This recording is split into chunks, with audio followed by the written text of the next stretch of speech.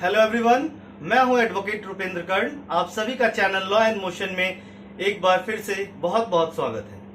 आज हम डिस्कस करेंगे जो कि बहुत ही जनरल टॉपिक है और बहुत ही इंपॉर्टेंट है, यानी रिकॉल ऑफ एनबीडब्ल्यू या कैंसिलेशन ऑफ एनबीडब्ल्यू, यानी कि नॉन बेलेबल वारंट।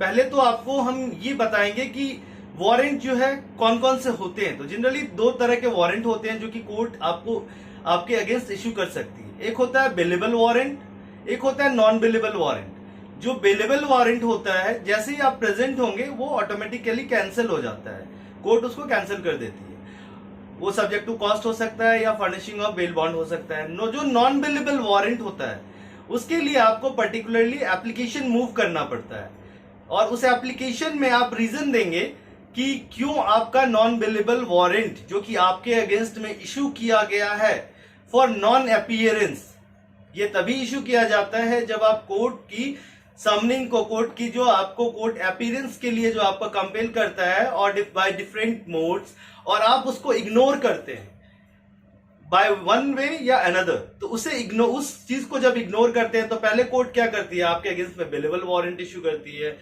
फिर भी आप नहीं मानते हैं तो आप नहीं कोर्ट पहुंचते हैं तो आपके अगेंस्ट में नॉन बेलेबल वारंट इश्यू होता है। यानी कि इस केस में आपको पुलिस अरेस्ट कर सकती है, घर से आपको उठा सकती है और आपको जेल भेज सकती है। तो इसके कैंसिलेशन के लिए, इसके लिए जो प्रोविजंस है, जो सीआरपीसी में सेक्शन है वो है सेक्शन 70। सेक्शन 70 का क्लॉज 1 और क्लॉज 2 दो है। सेकेंड क्लॉज जो है that is for cancellation of non bailable warrant.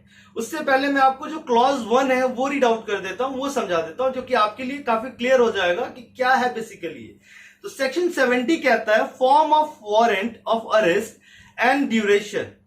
इसका क्लॉज 1 में दिया है every warrant of arrest issued by court under this code shall be in writing signed by the presiding officer of such court and shall bear the seal of such court। यानी कि जो भी court आपके against में warrant issue कर रही है वो राइटिंग में होगा, यानी अपने ऑर्डर शीट में वो डिक्टेट करेंगे प्रॉपर। उस पे जो भी ऑफिसर होंगे, प्रेसिडिंग ऑफिसर, चाहे वो एमएम है या सेशन है, जो भी कंसर्न कोर्ट है उनका उस पे सील होगा, सिग्नेचर होगा, उसके बाद ही वो एग्जीक्यूट होता है। जब वो एग्जीक्यूट होता है तो उसके लिए फिर सेकेंड क्लॉज क्या कहती है, every such warrant shall remain in force until. इसका मतलब है बहुत ही सिंपल, वो तब तक रहती है आपके against warrant, non bailable warrant, जब तक कि आप उसको कैंसिल नहीं करवाते हैं। वही आगे कह रही है, until it is cancelled by the court which issued it और अंटिल इट इज एग्जीक्यूटेड। यानी कि नॉन बेलेबल वारंट तब तक आपकी कैंसिल नहीं होगी जब तक आपको पकड़ के कस्टडी में ना ले लिया जाए, यानी एग्जीक्यूटेड। दूसरा है, या जब तक कोर्ट में आप एप्लीकेशन लगा के उस पर्टिकुलर चीज को आप कैंसिल ना करवा पाए। और जब कैंसिल आप करवाते हैं तो कोर्ट से आप दस्ती समन लेना बिल्कुल ना भूलें। दस्ती समन जो दस्ती कॉपी है ऑर्डर का वो लेना ना भूलें आप। जो भी आपका कैंसिलेशन का ऑर्डर होगा जनरली कोर्ट दस्ती कॉपी आपको दे देती है। दस्ती कॉपी का मतलब होता है बाय हैंड, वहीं पे आपको कोर्ट कॉपी दे देगी। या कोर्ट उसके बाद क्या करती है, रोबकार इश्यू करती है, यानी एक इतना सब छोटा सा पर्ची इश्यू करेगा जिसमें आपको वो लेकर के आप पुलिस को आप अगर दिखाएंगे, अगर अरेस्ट करने आती है तो उस बेसिस पे आपको पुलिस ऑफिसर्स जो होंगे कंसर्न वो अरेस्ट नहीं करेंगे और वो देख के वो समझ जाएंगे कि जो इसका बेल है वो कैंसिल हो चुका है। सो ये काफी छोटा सा टॉपिक है लेकिन काफी इंपॉर्टेंट है। तो और सेम बेलेबल वारंट के लिए भी होता है। बेलेबल वारंट भी अगर आपके अगेंस्ट इश्यू हुआ है तो आप या तो उसको एप्लीकेशन लगा के कैंसिल करवा सकते हैं, या आप नेक्स्ट डेट पे जब अपीयर होंगे तब जाकर के कोर्ट में मेंशन कीजिए रीजन कि लास्ट डेट पे आप क्यों नहीं आ पाए थे, और upon the satisfaction of the court वो जो भी चाहेंगे आपसे, बॉन्ड फर्निश करवाना चाहते जो भी, वो आपसे करवाएंगे, आप पे कॉस्ट लगा सकते हैं क्यों आप नॉन अपीयरेंस के लिए, और तब जाकर के आपका बेलेबल वारंट भी कैंसिल हो जाता है। So this is all about bailable warrant and non bailable warrant.